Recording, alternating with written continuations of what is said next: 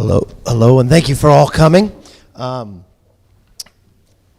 got a statement here of a member that is a big part of this, but unfortunately he was trimming a tree 25 feet in the air, and when he cut the branch, it knocked out his ladder, and he fell, Greg Stubbe. And Greg has just been a leader on this issue, and there's a reason why he's been a leader on this issue in his district.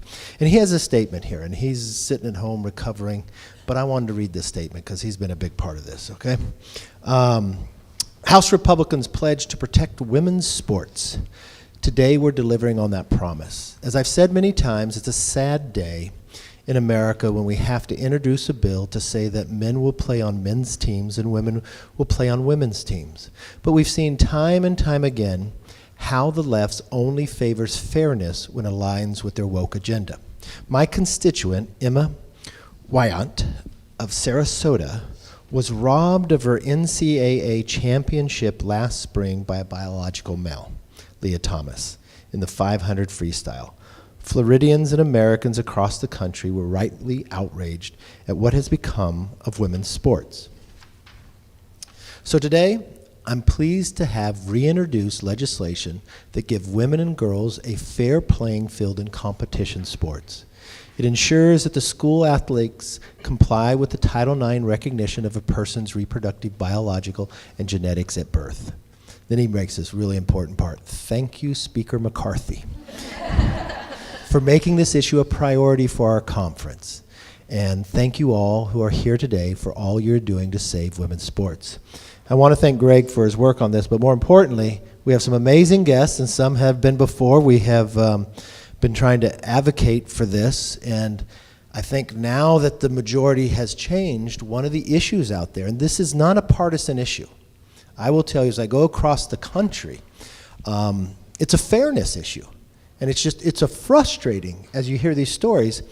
And Jen Kiggins, a newly elected member of Congress from Virginia, she's been an athlete. She was in high school. She was a track, cross country. She even coached her daughters in track as well. She served our nation, was a helicopter pilot, served in the state senate in Virginia, was a nurse practitioner. There's nothing she can't do. I'll just put it that way, all right? I've been so amazed by her.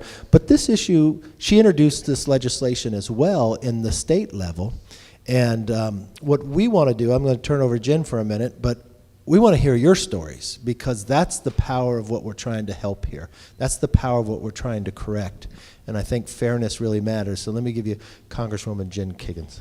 Thank you so much, Speaker McCarthy, and thanks to all of you for coming today. It's great to be with you to celebrate the National Women and Girls in Sports Day. So Speaker McCarthy said, it was a great part of my life to be able to be a runner and to still continue as an athlete and distance running, and it's really just an outlet for me. So I certainly appreciate what athletics brings for all of us, and to be able to participate in coaching on my daughter's teams as well. But so much benefit from women participating in sports together, right? Such camaraderie, opportunities for scholarship, opportunities to excel and to just be healthy and just promote good mental health, all the good things that sports and athletics bring. So on the state level, it was frustrating when we pushed this issue as a state senator last year, and it promptly died in a Democrat majority. We were trying to prohibit biological men from participating in women's sports in K through 12 arena.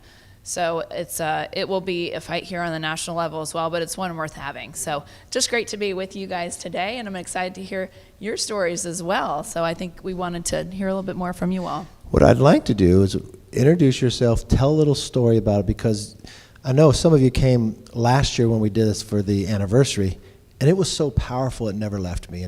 And the thing that was most interesting to me, I knew this was a big problem, but as we sat and talked, it's not in one place, it's every place in America. And we have Congresswoman Marjorie Taylor Greene, who's worked on this issue too. She's with us today in the back there. Will participate. So let's start out.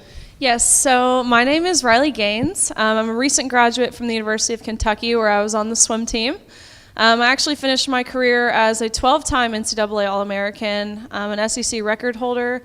I'm one of the fastest 200 butterflyers of all time, which is an accomplishment I'm super proud of.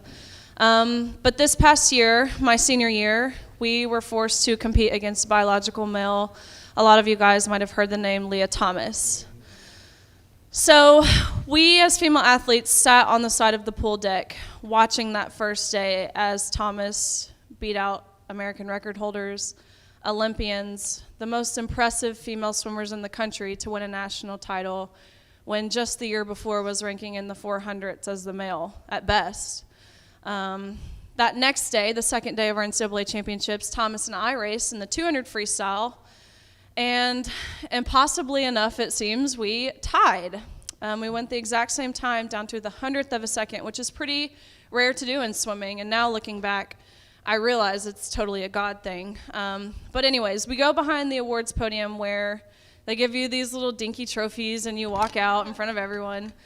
But we go back there and the official looks at me and says, "Great job, you and Leah tied. We only have one trophy. It's gonna go to Leah."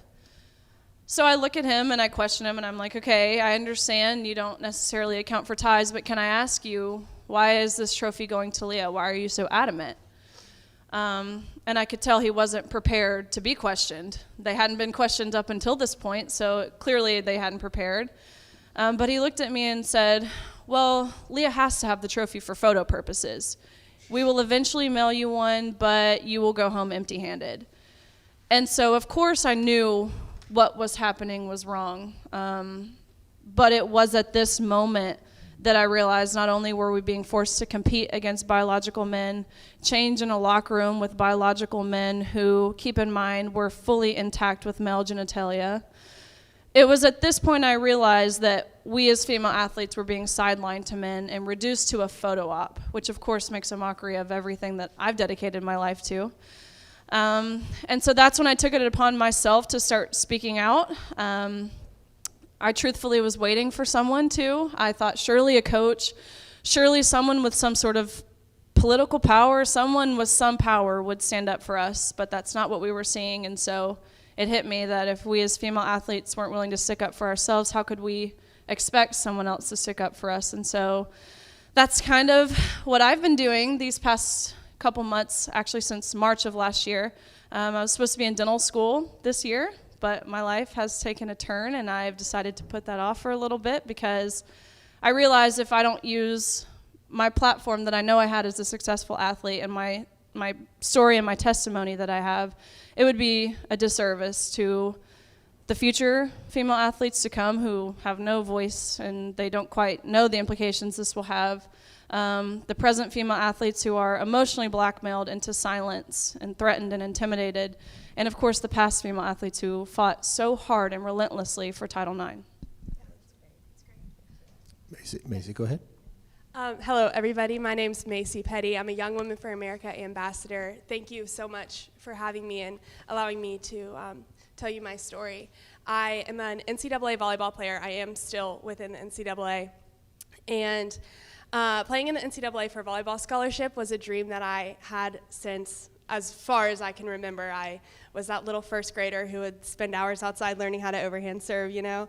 And so I was competing my entire life, waking up early, never got to go to prom, never got to do all these normal things because I knew that that was something that was worth sacrificing for, was to be able to represent a school and to be able to pay for my education because of my athletic ability.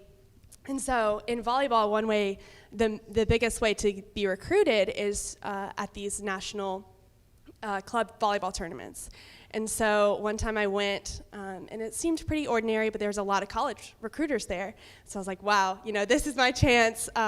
These opportunities don't come every day. And so I was really excited to be able to show off all the work that I had been putting in for months, years, my entire life, honestly. And so I walked up to the court and I looked on the other side of the net and there was a male on the other side getting ready to compete against me in front of all of these college recruiters. And something really specific about volleyball, my sport specifically, is that the men's net is over 7 inches higher than the female's net, which is such an indicator that these sports reflect our bodies, right? They're separated for a reason. That reason has nothing to do with ideology or identity, but biology and how we're designed and how we're created and how that's reflected in our sports. So we walked into the game we were warming up, and then we had to play against an athlete who was playing on a net over 7 inches shorter than he should have as a man. And we were embarrassed. We had the ball slammed in our faces in front of all of these college recruiters who were analyzing our skills and thinking about putting us on a team, but just watched us have the ball slammed in our faces by this athlete. So now as an NCAA athlete, there's a lot of fear about speaking up about this issue. But a couple weeks ago, Riley and I got to go to the NCAA conference and hand deliver a petition with thousands of signatures saying that enough is enough and that there needs to be somebody who's going to fight for us. And I told them I shouldn't have to risk my entire life's work and my scholarship and my educational opportunity to tell you that sports should be separated based on sex. Like, it seems so simple, and they should be fighting for me. They should be the ones standing up for us and having our best interest at heart, but they're not. And so that's why I'm so thankful for both of you and everybody in Congress who is willing to fight for us and speak up for female athletes. So thank you very much for this opportunity and for protecting us as female athletes. You both told your story before, and I have repeated that so many times. It's so powerful when you tell this. And Riley, when you first told your story first time, you said you were going to compete, and there was this name, Leah Thomas, and you said, well, you know everybody who's swimming around this, all the other women. And you said, I never heard of this person before. How are they ranked? Exactly. It was the middle of my senior season, which I had made it my goal to win a national title. There was no reason why I shouldn't. I was top 8 the year before. I had excelled tremendously, especially over COVID. I had used that time to where most people didn't have a pool. I had a lake. So every day over COVID, I got in a wetsuit and swam in the lake. And so I was miles ahead of where my competitors were. But like you said, middle of my season, this swimmer comes out of nowhere posting the fastest times in the nation from the 100 free, which is of course a sprint event, to the mile. So red flag number 1 is that you have someone, the fastest sprinter is also your fastest miler in the entire country. That's not normal. Just like, running your 200 meter track star is not going to be your, 5K champion. So red flag number 1. Red flag number 2 was the swimmer was from UPenn, which is not historically a fast swimming school. And red flag number 3 was this person was a senior. So looking at this, I'm like, why have I never heard of this person before? But it never crossed my mind that they were a male until an article was posted disclosing that Leah Thomas swam 3 years on the men's side at UPenn. It hit me, and I, of course, was shocked, but truthfully, I felt relieved because when you look up Will Thomas, you see how average Will was. Nowhere near the top caliber athlete that I was swimming at. And so I thought the NCAA would blatantly see that and would never put us in this situation, but of course that's not what we saw. Margot. My name is Margot Knorr from North Dakota. I was a 4-time All-American in high jump at NDSU, and what a privilege to be able to speak about this. Sad that we have to, but I'm kind of the old woman on the panel, but I'm so impressed by these young ladies and what they are doing to protect other women coming behind them. And I got involved in this 2 years ago and am now independent women chapter leader in North Dakota, and we've really committed to fighting for women's sports. We are motivated for our daughters' sake, for what the opportunities that we were given, that we want to make sure that the girls coming behind us have an opportunity as well. And we actually got a bill in place in North Dakota, but it was vetoed by our governor. And so we're working hard again this session in North Dakota to make sure that we get something across his table that is not vetoable so that girls don't have to go through what you girls have gone through. So, Chloe? Thank you. I'm so excited to be here, and thank you for inviting us all here. I think it's really important that we're all able to share our stories. But my name's Chloe Satterfield. I currently attend Georgia Tech. I used to be a tennis player. I am since retired. But in high school, I was a 4-year varsity athlete, so I competed on the varsity tennis team for all 4 years. And my senior year, I was playing a singles match, and I competed against a student who was a female identifying biological male. And this was my senior year. Those are the last tennis matches that you get to play. Those are really important because those are the last moments that you have with, the girls that you spent all 4 years with. That's your friend group. Those are your best friends. You win together, you lose together. And in high school, tennis is a team sport, so every match that you win counts for your team. But when I walked onto the court, and my opponent walked onto the court at the same time, it was very clear that there were some biological differences, very apparent to the naked eye. They were taller than me, they're a little bit more built than me, and I'm a pretty small person, so it's not that hard. But I had trained with young men my whole life in a private academy, so I knew what it looked like when a man was walking onto the court. So we start warming up, and I start realizing this person's a lot stronger than me. They're faster than me, they have a lot more upper body strength. And a lot of girls who play tennis, they're usually a little bit more petite. So those differences are just immensely obvious when you start hitting. And we get to talking, and I find out that this individual's a freshman, and I was a senior at the time. So I'd been playing tennis since 3rd or 4th grade. Like, I can't even remember a time where I wasn't playing tennis. My mom was a college tennis player, so it was in my family, and I just loved the sport. It was like my favorite thing to do in high school.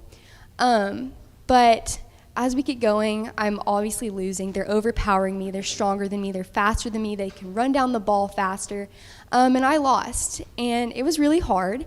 And I try not to hold on to that anymore. I think we would all say that, we don't hold any hatred in our heart for these people. In fact, I think we show a lot of sympathy for them, that they're struggling with this gender dysphoria.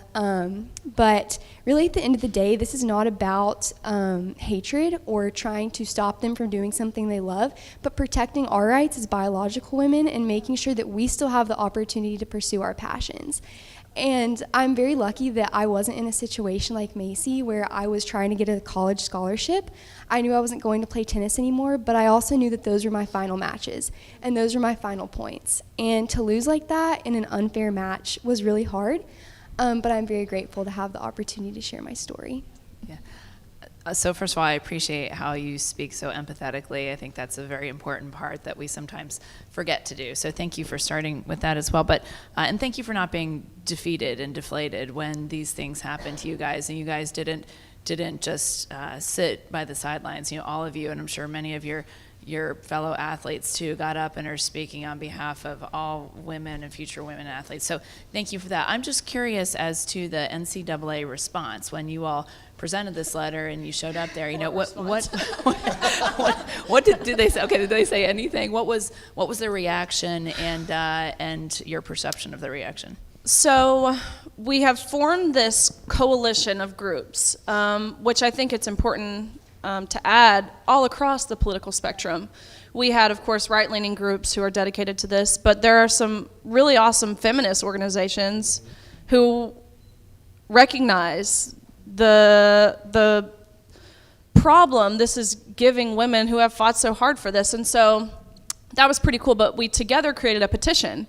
And in a matter of days, we had nearly 10,000 signatures from parents, athletes, coaches, medical professionals, just concerned citizens. It was really amazing that many people were able to sign this in just a short amount of time. So we had that, and then we also presented them with a legal demand letter, basically saying that if they don't stop discriminating on the basis of sex, there will be legal repercussions. And so we held a rally outside for nearly 2 hours. We sat there in the freezing cold wind. San Antonio is supposed to be warm, I thought, so none of us were prepared.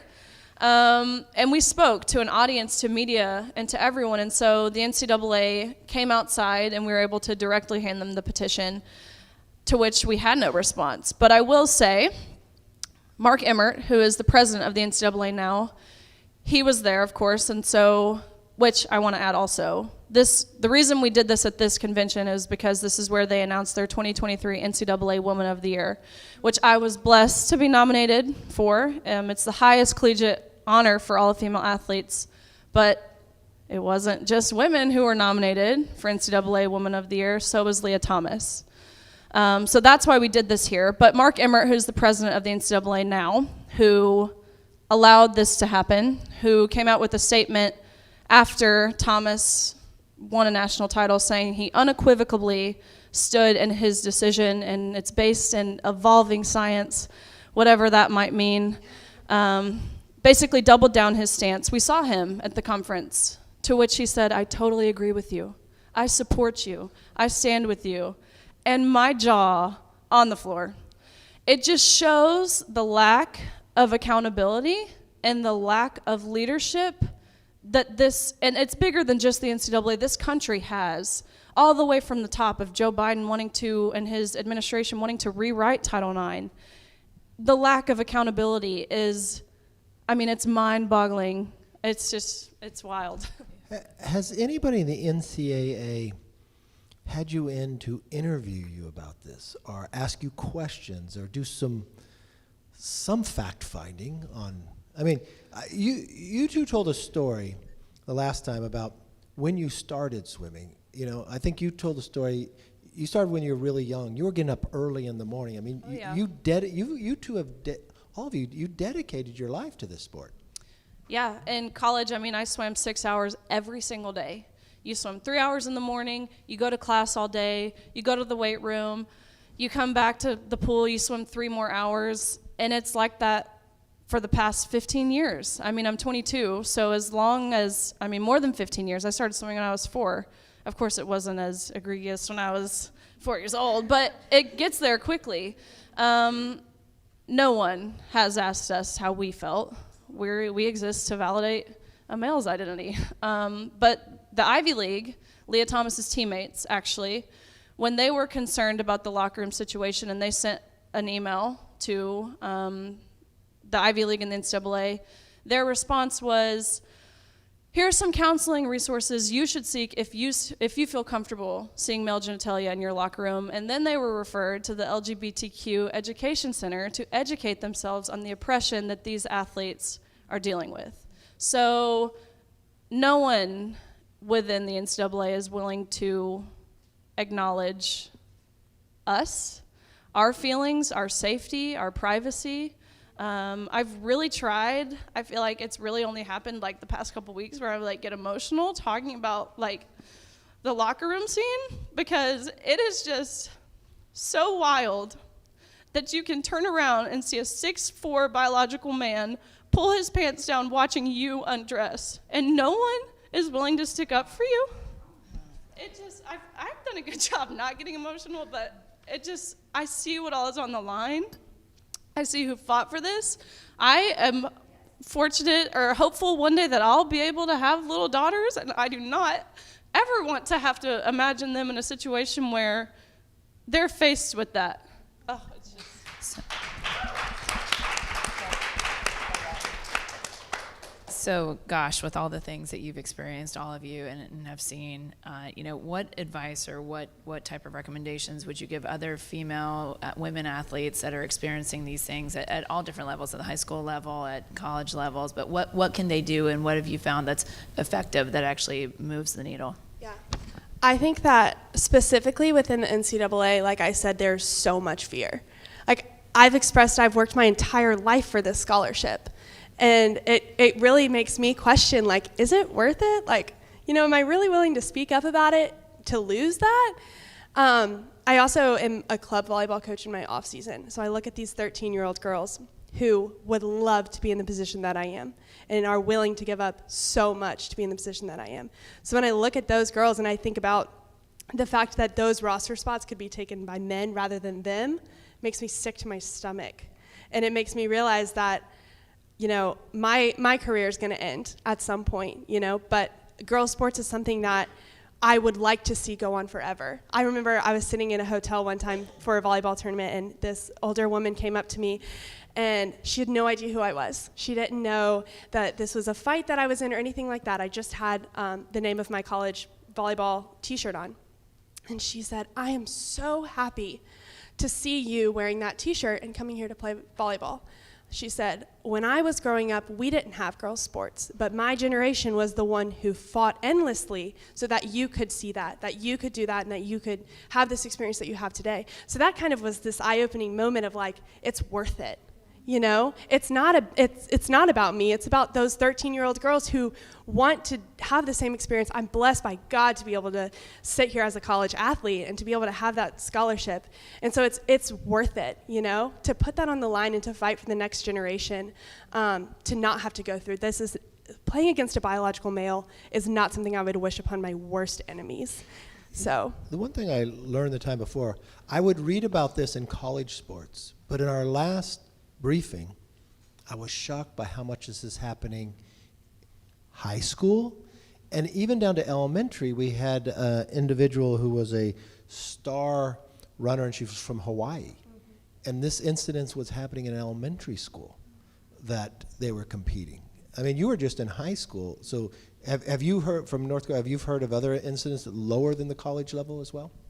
You know, I've Googled it, but in North Dakota, we haven't faced this. We're just trying to get ahead of the issue, and seeing what you girls have gone through is what motivates me as a mom as well. I think I do not want my daughters to go through that. And in speaking to a coach, kind of reflecting the fact that no one's standing up, I talked to a coach on the national level and was visiting with him. He had coached me on an event. I was visiting with him about, why are you guys not saying anything? Why are you not speaking up? And I hate to say this, but they were waiting for Aaliyah Thomas to come along.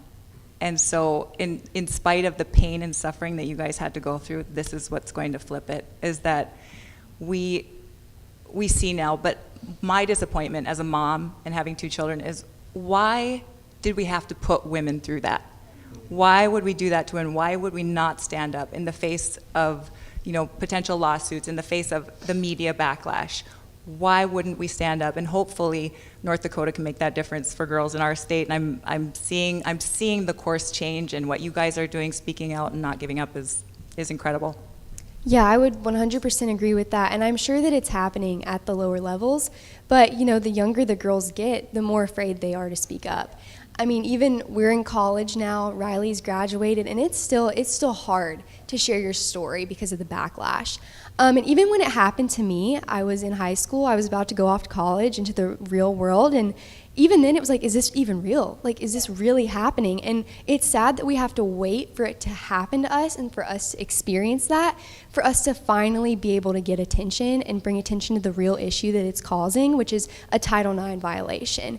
And I just think that we need to get ahead of the issue like you were talking about. It's so important to make sure that this doesn't continue to happen to girls. And I love what Macy said too about, you know, there were so many women that came before us that fought for us to have the right to have our own sports, to have our own locker rooms, to have our own bathrooms, for all of these different things that women are blessed to have. And now it's being stripped away in the name of equality, and that's not equality. It goes against everything that Title IX was created for. Jen?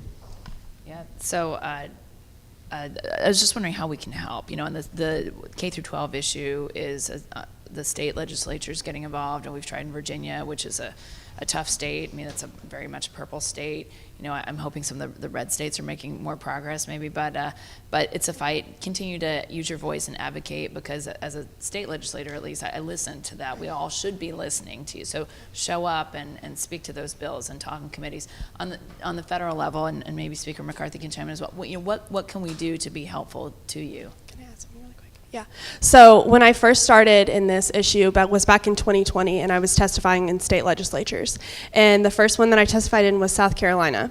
And I brought this issue, and it wasn't moved forward. They said it wasn't a real issue, right? We're just looking for things to pick at. And the club that I played for was actually in North Carolina. North Carolina said the same thing. It's not a real issue. Then a couple months ago, I'm reading the news, and I see that a girl in North Carolina had severe head and neck injuries from volleyball. I was like, that is so interesting. So I looked at the article, and she was hit in the face. I was like, well, that's interesting. I get hit in the face all the time. Like, that's just part of volleyball. But the ball is relatively soft. Like, that doesn't normally cause that kind of injury. And so I looked further, and the girl was playing against a male. And the male hit the volleyball, hit the girl in the face, severe head and neck injuries. This is not just about educational opportunities, which it is, but it's also a safety concern, right? And so I'm looking at these state legislatures who are refusing, who are blocked by their political ideology, to see that they need to step up and speak for these girls. So they're so blinded by this ideology that we need people like you guys who are willing to speak up for us, who aren't going to let that stand in the way and say that we're going to protect all girls. No matter what state that you are in, you deserve protection and your voice is heard. Well, let's give a big round of applause for Miley, Macy, Margot, and Chloe. No, there are a lot of people behind you. We're going to keep fighting for you. So we're going to switch the tables. We're going to have Riley moderate a panel of 3 congresswomen. Correct? Are the votes taking right now? Well, why don't we do this? Why don't we take some questions from the audience from them? Yeah. I'm biding I time. can go all day. All right. Do you have any questions or comments? I see it. Is that an end cap shirt? I see an end cap shirt. My roommate swam for end cap.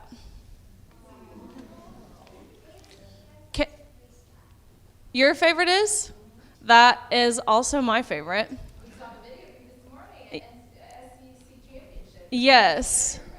Ah, well, that is so sweet. You know, Katie Ledecky swam at NCAP, I think. That is pretty cool. Yeah, freestyle's my favorite too. Really out of nowhere, my senior year, I got good at butterfly, which my shoulders, you could still tell. So we do a good job hiding that with the hair. But that's really cool. What's your name? Oh, it's a great name. That's awesome.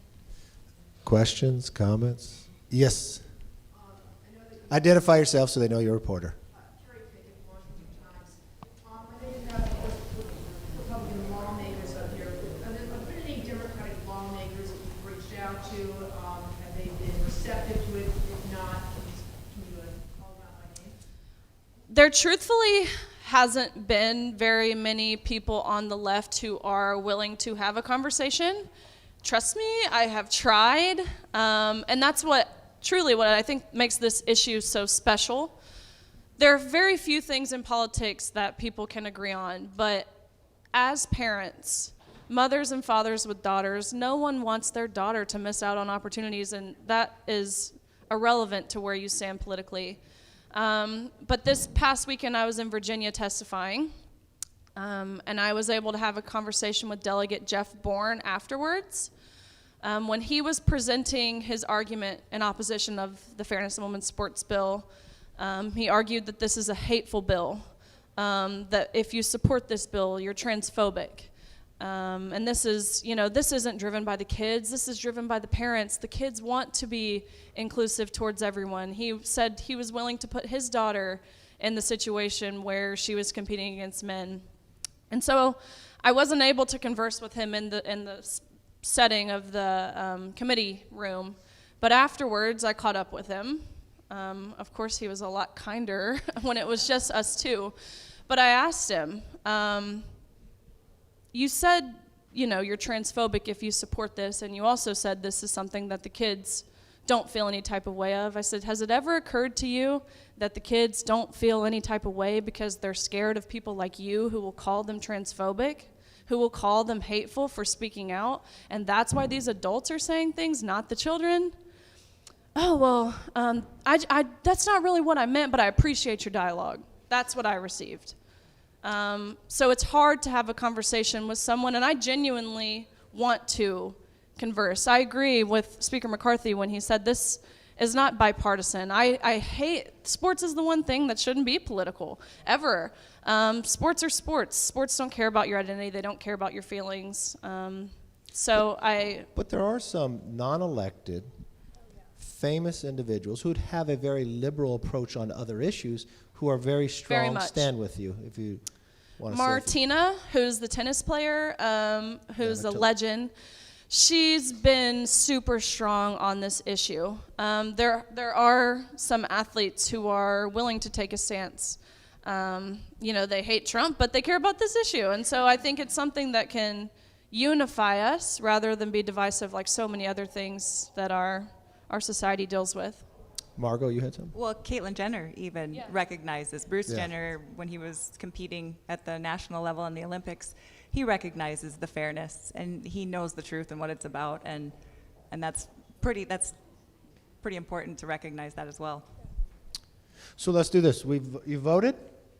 We have Congresswoman Lisa McClain, Congresswoman Marjorie Greene, and Chairwoman Virginia Fox are going to be interviewed by Riley. I think you have a future at this. I really do. I want to thank you all for coming out. I want to thank you for your strength. I want to thank you for your bravery. Most important, I want to thank you for standing up, not just for yourself, but for the next generation of young ladies. Thank you so much. And let's thank Jen Kiggins for all of her work on this.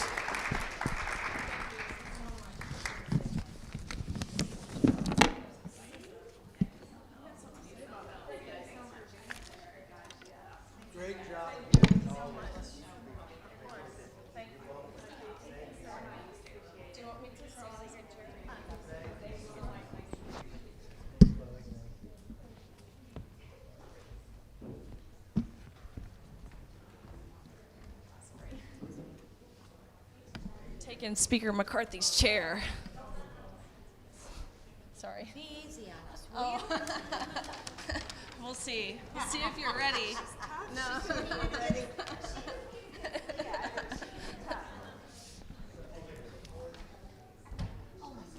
I know. One thing I am proud of is, can't say I lost to a biological male because we tied, so I did not lose. I just think it's weird that we have no chair right there. I know. Okay, we good? Okay, well, again, I'm going to reiterate off Speaker McCarthy. Thank you guys. It is so amazing to have a group of strong, influential women, real women, up on this stage. So thank you guys. I've met some of y'all before, so this is exciting for me. I was thinking we just kind of start with, we can kind of do a round robin. Of course, you can introduce yourself. I'm sure everyone here knows you. And explain just why this issue matters to you specifically. What is it that makes you want to fight? My name is Virginia Fox. I'm from the 5th District of North Carolina. And I can remember when Title IX was passed. I was working at Appalachian State University at the time, and I've asked the staff, I didn't think about it till I came in here, but I would like to know, in 1972, this body was controlled by Democrats. It was controlled by Democrats for 40 years. Democrats fought for years to pass Title IX. Republicans joined them in that because we understood the inherent unfairness of women not having the opportunity to have scholarships and be able to compete in their own sports and to be treated fairly. That's the whole idea behind Title IX.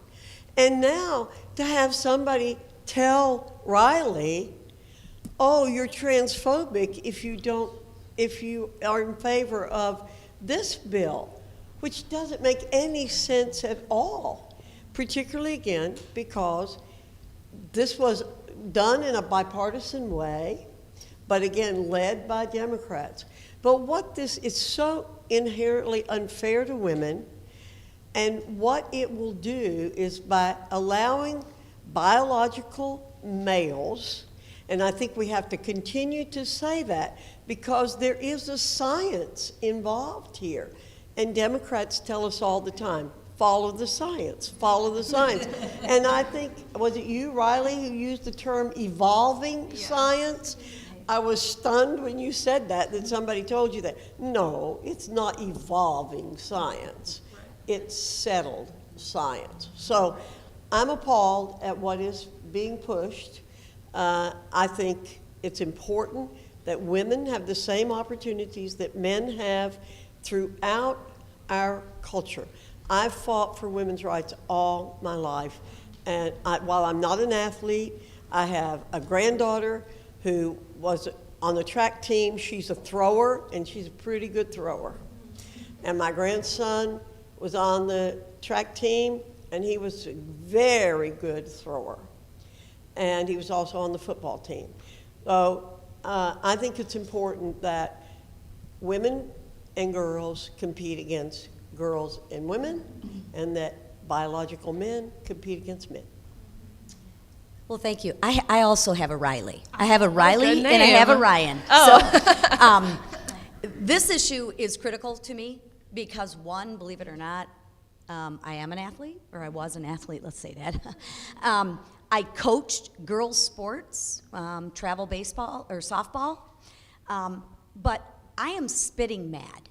And at some point in time, you have to have some people that actually have some courage to stand up and call out all the hypocrisy. So save it on your labels. Save it on, if I don't agree with you, then you're going to call me a name. You know what people call that? They call it bullying. Well, you know what? Save your labels. Save your labels. And I will share with you, I will fight till I don't have any breath left to make sure that we have we have girls' sports. How long have we fought, and do we have to listen to all the other side on fairness, equality? I get a little excited. Okay, well, where is the fairness and where is the equality? And I'm going to tell you one thing. I give you a ton of credit because I'm going to share with you. As a mom, I have no idea what I would have done if my daughter came home and said, "Mom, I was made to undress in a locker room in front of a man with a penis." Really? You know what I call that? You know what I call that? I call that indecent exposure. So let's just start calling it out on what it is. Let's have a little bit of courage here. And you know what? I'm sure the other side is going to get up and call me names. I don't care. I don't care because I have 2 daughters and I will fight for them. And what's right is right and what's wrong is wrong. And you know what? We need to stand up because people want to be led, and it is our responsibility. And I will share with you, with Marjorie and Victoria and myself, we will lead. And you can berate us, you can belittle us, you can label us all you want. But you know what that means? That means I'm right. Because if you can't debate me on, what'd you call it, science? Then I must be winning. So I'm doing this for my 2 daughters because I care about them, and I also care about you as well. And let's just call it what it is. Let's follow the science. Now, I'm not opposed to the transgenders. You can be whatever you want to be. This is America. That's the beauty. Don't force me to be something different either. I can tell you. I want you to tell us how you feel next time. My daddy's a big former NFL football player, and when he found out about the locker room scene, he said, "I'm coming down there." I said, "Dad, we already have 1 man in the locker room. We don't need 2." But trust me, I understand. I mean, you guys are courageous for standing up because I'm sure you guys all get ridiculed, and you want to talk about bullying and, oh my gosh, the labeling. Oh, I mean, please. Just save it. Just save it. Gosh, Lisa, I got warned to be a little careful about how I talked about this issue, but it's kind of funny. I'm happy you went there. We do need to go there, and here's why. When we can't be honest about the real issue and we can't use the words and call it exactly what it is, then we can't stop it. And that's why we are where we are today. And I just want to thank all of you for being here and standing up for what you believe in, whether you're an athlete, a former athlete, a mother, or just a woman that cares about protecting girls and women's sports, our privacy, our locker rooms, our rights, Title IX. I want to thank you for being here. My name's Marjorie Taylor Greene. I'm from the 14th District of Georgia, and I'm proud to represent Northwest Georgia. And Riley, I'm excited to talk on this issue because it's something I've cared about for a long time. I'm also a former athlete. I grew up playing every sport I could possibly get my parents to sign me up for, ranging from softball to soccer, and spent a lot of time in water sports as well. But as an adult, I competed at the top level in a sport called CrossFit. And it's a very difficult sport. It's a combination of weightlifting, gymnastics, and endurance. I wasn't anywhere near the top 10, but in 2015, I was 47th in the world, and that was a pretty big accomplishment for me. I was also a CrossFit gym owner, so I was a business owner and an athlete. And in 2014, there was a biological male that identified as a woman competing in CrossFit that sued CrossFit because they wanted to be able to compete in the women's division. Well, I found this to be a big problem, and it concerned me for my own sport, because here's the deal. My business owner was a CrossFit Games athlete. He was a man. And I trained with him. I also trained with other male athletes, and I knew how strong they were. And I knew how good they were because I could never beat them. And then in 2017, when I signed up for one of the qualifiers, it wasn't a CrossFit Games qualifier, it was another worldwide competition, I found out that there was a man on the roster that had signed up too in my division. And I was so upset, I couldn't believe this. I was like, why do I have to compete with men? I shouldn't have to. I should enjoy this sport with the other female athletes because I have the right to do that. So I stopped competing in CrossFit, and it saddened me to be able to stop the sport that I loved. But I also felt silenced because I was an owner of a CrossFit gym, and I didn't want to offend any of my gym members, and I think that was a problem. But another reason why this issue is such an important issue for me is not for myself, but I'm also a mother, and I have 3 children, 2 daughters and a son. But my middle child, my daughter, she just graduated from the University of North Carolina, Division I athlete, softball player. She was a starting catcher as a Tar Heel.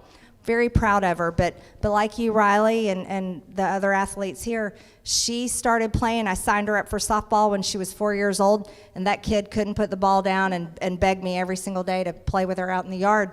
We traveled the country with her, played all over. She won championship after championship. She holds the home run record, and I'm so proud of her.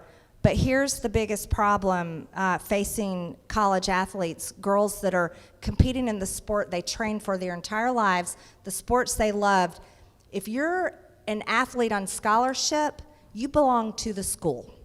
And you're not allowed to speak up. You are silenced because you have to keep your mouth shut. You're controlled over what you're allowed to post on social media, what you're allowed to say. You can't be political because you're not allowed to. You represent the school and you're paid by the school. That's what your scholarship is. And so this puts female athletes in a very difficult position. Not only do you want to be able to play in the sport you love, and you want to be able to compete at the highest level because that's what you work so hard your entire life to be able to do, but you can't say how you feel about men trying to take your place on the playing field, the swimming pool, the court, whatever your sport is. You are silenced because these female athletes are afraid of losing their scholarships. They're afraid of losing their starting position because they went there and called out the woke politics that are destroying women's sports. And that is something that we have got to stop. I'm honored to be a co-sponsor on Congressman Greg Steube's bill that would stop this outrage and end biological men's assault on women's sports and their tactics. And I don't care if it's a mental illness, I don't care what it is, it's straight up evil. And they do not belong in girls and women's sports. So I echo what my colleagues here on the stage have said. We will fight for you, we will stand up for you, and we will work as hard as possible until we stop this and keep the guys out of the locker rooms, the bathrooms, your hotel rooms when you travel, and competing with you to try to steal your spot. Thank you. Wow. Well, thank you guys. I could hear your passion just rising as you went on. And of course, Lisa, I heard yours the whole time. Story got away from me a little bit. No, I know. But that's tragic about your own story. You have your own experience. That's, of course, really hard. But thank you for bringing up the piece that so many people don't see, is that we are essentially owned as athletes. It puts us in a really hard position. I'm fortunate, 1, that my university supported me. That's an anomaly. And 2, that I just don't care. I'm like, whatever.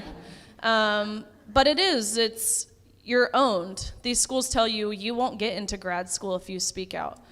You'll lose your scholarship. You won't get playing time. So thank you for bringing that up. There's a lot of arguments that women should just not compete, everyone not compete. 1, it's extremely hard to organize that, and 2, why should we have to throw that away? But anyways, of course, you brought up the Stubbe bill that was filed this morning. Would one of you kind of want to go over that and what that entails and how that will protect women's sports?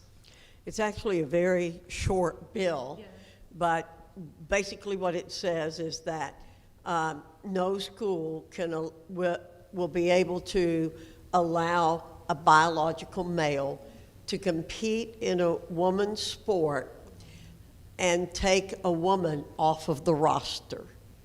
So there is a caveat there, but it is definitely keeping the biological sexes separate when it comes to sports. So anybody that's receiving federal dollars cannot violate this aspect of Title IX. It will amend Title IX to do that. And as I said, I'd encourage you all to read it. I'm sorry I don't know the number. I should have gotten the number before I came up here, but we'll get it for you in a minute. And I am checking, when is the first vote over? It's still open right now. It's over right now. Okay. We don't like to miss votes. so we've got another vote to go to. And so it's a very simple bill, easy for you to read, I think 2 pages long, basically, because it is amending, again, the 1972 bill. And I want to build on something that Marjorie Taylor Greene said. We do have larger issues with the universities in terms of free speech. And Lisa and I are both on the Education and Workforce Committee. And we will be dealing with much broader issues in the university, college and university programs as we go through these 2 years. Free speech will be an issue, loans will be an issue, financing for students. We have a broader issue to deal with, and the role, what does the athlete own in terms of his or her name, his or her image. Those kinds of things are going to be coming up in our committee. And so I am very, very glad in many ways that these things are coming to the fore, because education has been kind of a sleepy issue in the country. And the speaker, I'm not sure if he said that when he was here, has said the 3 things that are most important to him are our debt, education, and China.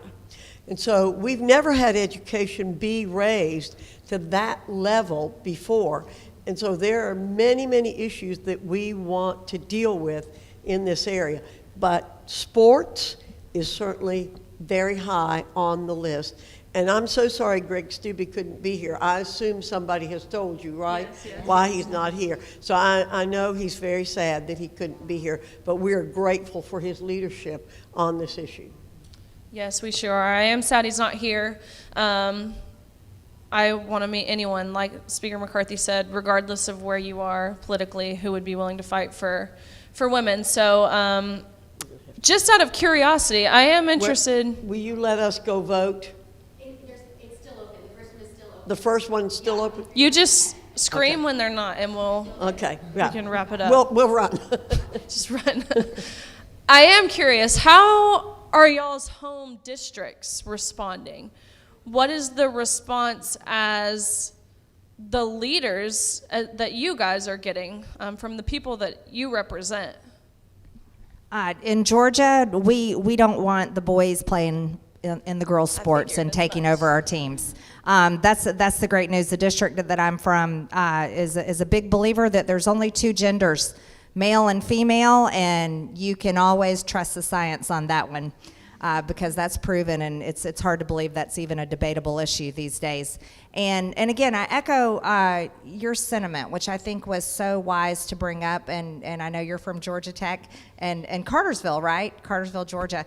But you're absolutely right. It's not an issue of judgment or hating people based on their sexuality. Not at all. We respect people's maybe how they choose to identify or their sexuality, but we just don't want biological males taking over girls and women's sports. It's not a hate issue. It's not a problem that how we feel towards the trans community or LGBTQ, and however many letters or pluses you have to add. But it's honestly a fact that they need to respect girls and women's sports. But Georgia is totally supporting girls and women's sports. I'm proud to say that. Awesome. Good. You know, I can speak for my district. I'm from Michigan. We're very inclusive.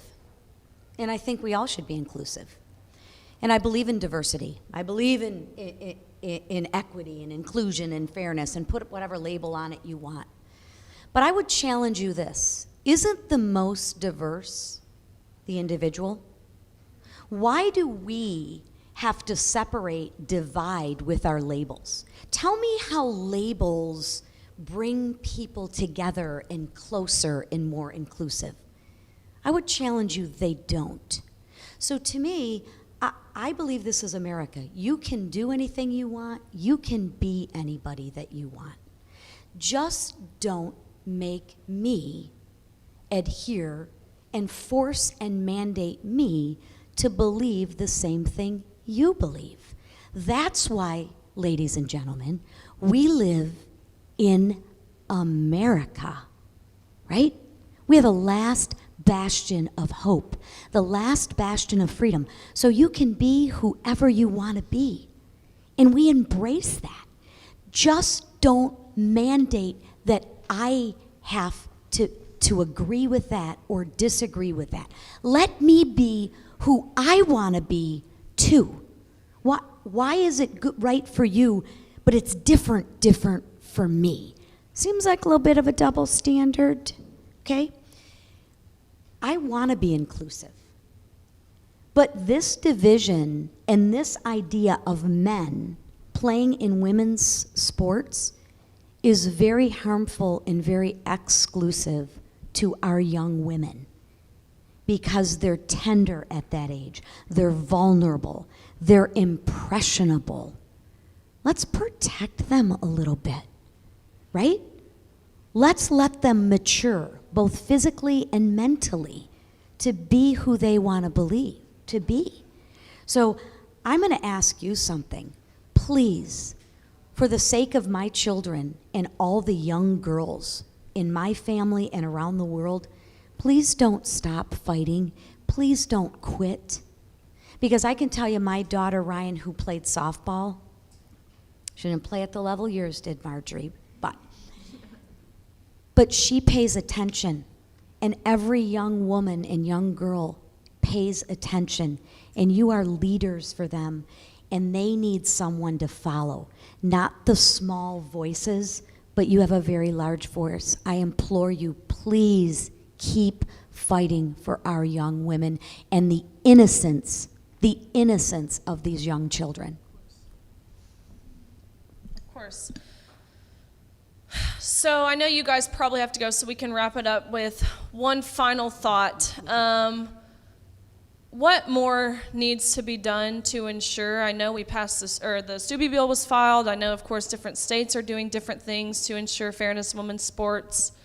But what can people in the audience do? What can people who aren't female athletes do? How can we help you guys protect us? Stay on top of the issues, contact your member of Congress, be relentless, organize other people to contact your member of Congress. Letters make a difference. Don't call, send letters. They need to see tangible things from you. Letters work, emails work, and organize people in your home area. Educate them. Majority of people pay no attention to what we're doing up here, which is fine in some cases, but we need them to be aware. And there are people who are aware at a very superficial level about what's happening, but they do need to understand a little more in depth what this means to women, how much the scholarships being taken away matters, how much the inability to participate in sports will matter to a large number of women and girls. And you can do that. Everybody can do something, and that's what I tell people. Write letters to the editor, organize people, and I'm going to go vote. Go ahead. Squeaky wheel gets the grease. I'll echo what Congresswoman Fox just said. Use your voice. Don't ever be silent, because it's when people are silent, that's when the trouble happens. And obviously that's where we are today.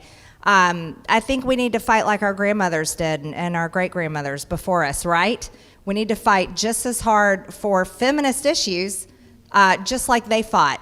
They fought to get us to where we are today. We need to fight and make sure that we protect things that are critical to women: our sports, our privacy in our bathrooms, our scholarships on every level. No, biological men should not only be able to be kept out of women's sports, but they should also be kept out of anything that are for women. So I think we need to keep fighting on that level. And then I'll finish up with this, Riley. Be proud of those strong shoulders. Girl, you earned them. And every single young woman, little girl to young woman to us older women, we should be proud of who we are. Oh, okay, sorry, Lisa. Just me, not you. I identify as a 13-year-old sometimes. Oh my God.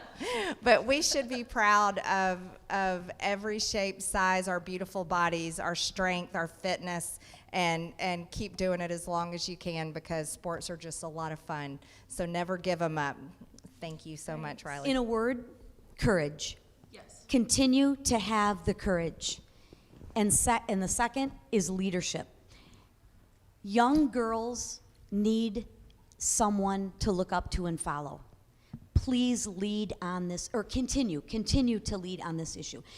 There's a small voice that gets heard, and the problem is that your gentleman that you were talking about at the NCAA, he doesn't have any courage. That's why when he's behind closed doors, you get the media out of it. It's like, oh, you're real supportive, but my God, I can't say that in front of everyone because, I might get somebody that says something wrong. Have the courage to have the debate. Call out the hypocrisy. You guys are leading on this, and for the sake of my girls, Riley and Ryan, and for all of the other girls, please don't stop leading on this issue, and thank you for your courage. Thank you. I know you have to run. Thank you so much. Thank you. You're so sweet. Awesome. Well, thank you guys. I don't know what I'm supposed to do up here all by myself. Maybe I can sing or something.